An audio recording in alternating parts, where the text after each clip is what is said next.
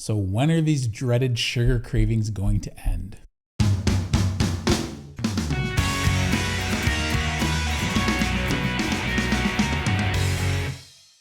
Hey, what's shaking, bacon? My name's Bruno Panucci. I hope you're doing well. Your comments can help build people up. I really appreciate it when you leave comments in these videos. So we're going to talk about sugar cravings, and some people have their sugar cravings longer than they can handle. Now, I remember hearing Kelly Hogan talk about how she went through 5 years of sugar cravings, and she explains why very thoroughly in lots of different videos.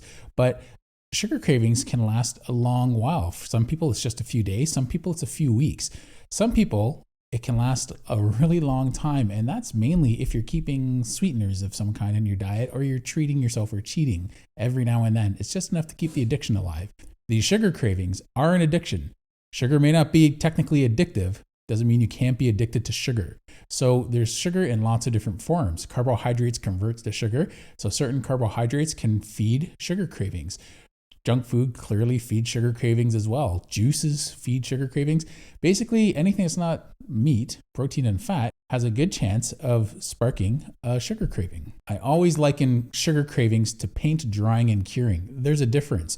When you paint a wall, that wall is going to be dry maybe within a couple hours. It might be bone dry within 4 hours, but the paint doesn't cure for about a day. And you have to keep that in mind when you're doing sugar craving withdrawal. You're going a few days, and those cravings, the physical cravings, should back off within a few days, maybe up to a week. Sometimes it takes a little bit longer. But here's the thing, that's like the paint drying. Instead of taking a couple hours, it's going to take maybe a couple weeks. But what happens is you still have to deal with the habits, and the habits that you had dealing with sugar cravings. So say you always brought junk food to work. Well, you're going to have to change that habit, and you're going to have a hard time having your work lunch without those sugar cravings. Maybe you used to hit a fast food place on the way home. Well, that's become a habit, and that habit takes a while to break. I find it takes me about 3 months to break that habit. I've done zero carb on and off for a few years before I got to the point where I just accepted I was an abstainer. And I'm not going to get into all that again, but you need to understand, if you have a bad sugar craving and you can't get carbs under control, maybe you're a bit of a sugar addict.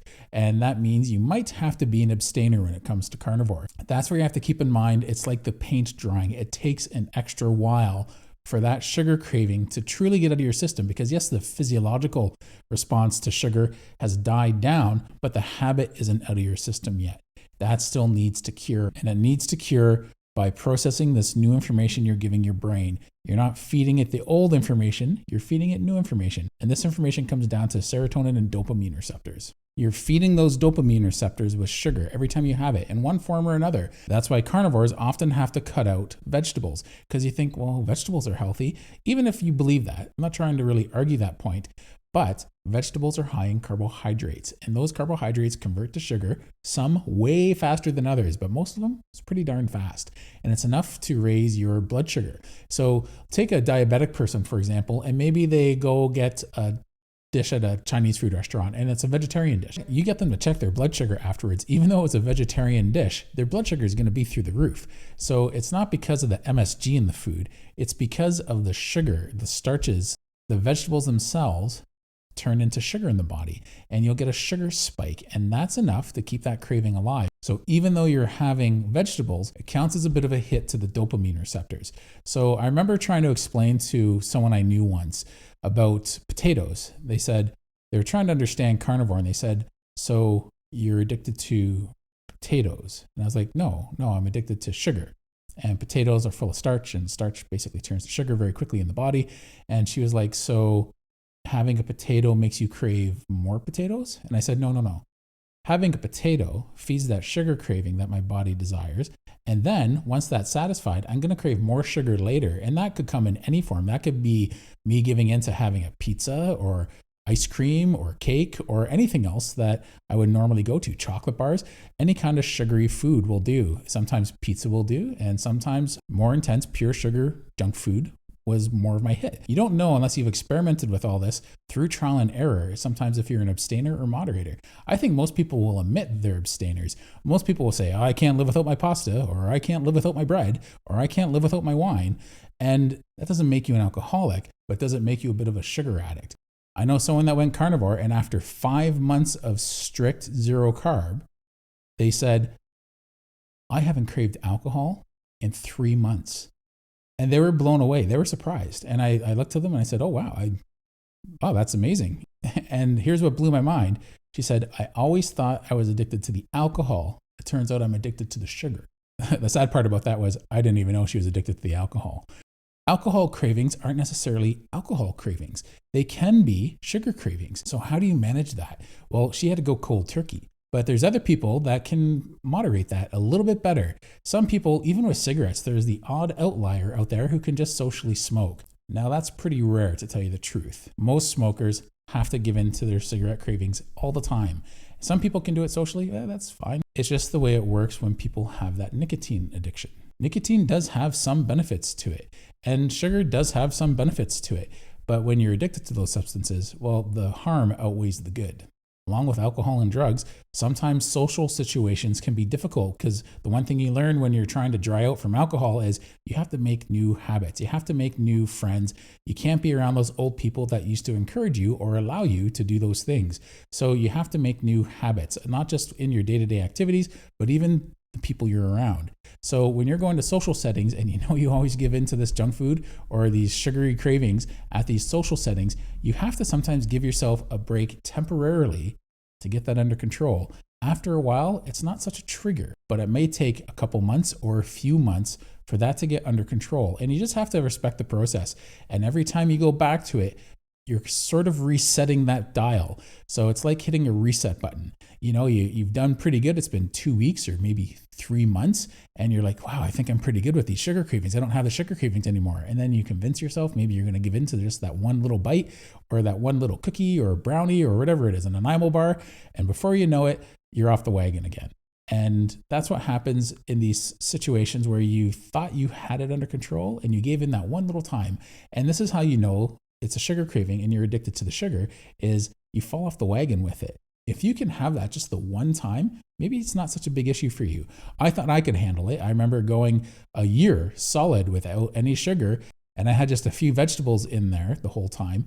And I remember after a year, I tried reintroducing sugar, and boy, my body, it took 2 full months of having this very strategically, once or twice a week, before I eventually crashed and gave in all the time. As soon as I tried to have it 3 times a week, very small portion size, that 3rd month I tried it, right off the wagon. I couldn't handle it. My portion sizes went out of control and I gave in to every craving again. The interesting thing about those cravings is you justify it somehow. You say to yourself, well, I'm having ice cream today, but I haven't had ice cream in a while, so it's okay if I have ice cream. Then the next day you're thinking, well, it's okay, I can have pizza today. I haven't had pizza in a few days, so it's okay. And then the next day you're thinking, well, I can have maybe some Chinese food or some Indian food or whatever it is that you're craving that you give into. The problem is you're doing this every day, sometimes multiple times a day.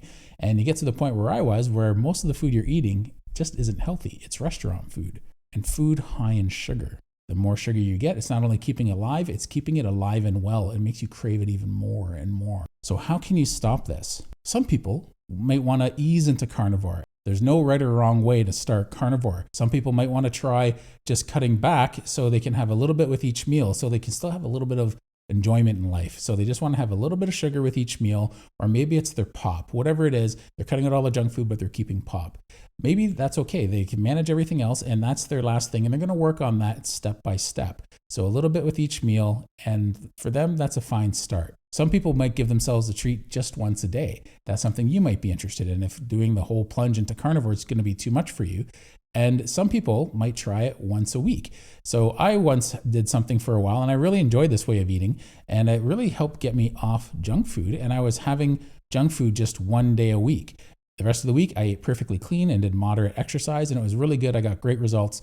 But the 1 day a week, my portion sizes started getting smaller and smaller and smaller because I started feeling the contrast of how good I was feeling week after week of doing this, and then going back to that junk food once a week, to the point where my portion sizes went down and the amount of cravings I had went down, because halfway through the day I'd be like, I just want a salad, because I felt like crap having all that junk food already by like 3 in the afternoon. It was usually restaurant food, but it was still junk food. It was fast food. Some people can handle that. I couldn't, and I was still giving in. But if that's something that works for you, then that's good. If you can't manage any of those situations, you might have to go to the step where I'm at, where you just abstain from those foods. You just don't eat them. You don't give into it. You have to keep them away from you for a while. You have to keep yourself away from situations where you'll give in to that food when you know it's going to be there. So you might want to just assess the situations before you go there and prepare by staying full before you go to any of these social situations that maybe you can't really get out of. Being full on meat and fat is going to help minimize the chance of you cheating and going back to sugar. And that's why I'm not too much of a fan of intermittent fasting in the beginning when you're starting carnivore, because your hunger signals are kind of screwed up and you're having windows of time where you're full and then a long window of time where you're not hungry. And before you know it, it catches up to you and boom, you're hungry again, and you'll eat whatever's in front of you. And if it's junk food, you'll give into it. And so maybe that's something you can do after a few months or maybe 6 months of a carnivore diet. In my experience, cutting it out drastically seemed to work best for me. It took a while. For me, it was like a plane trying to get off the runway. All the times I tried and failed and tried and failed. And I was just like a plane. I was just like trying to take off. And eventually I took off. If you can manage carbohydrates in your diet, by all means, give it a shot. But if you have to abstain, just be honest with yourself. If you like this video, give it a thumbs up and subscribe. Leave a comment. Let me know what kind of moderator or abstainer you are. Let me know what brought you to that level. So thanks a lot. Give it a thumbs up if you can, and take care. I'll talk with you later.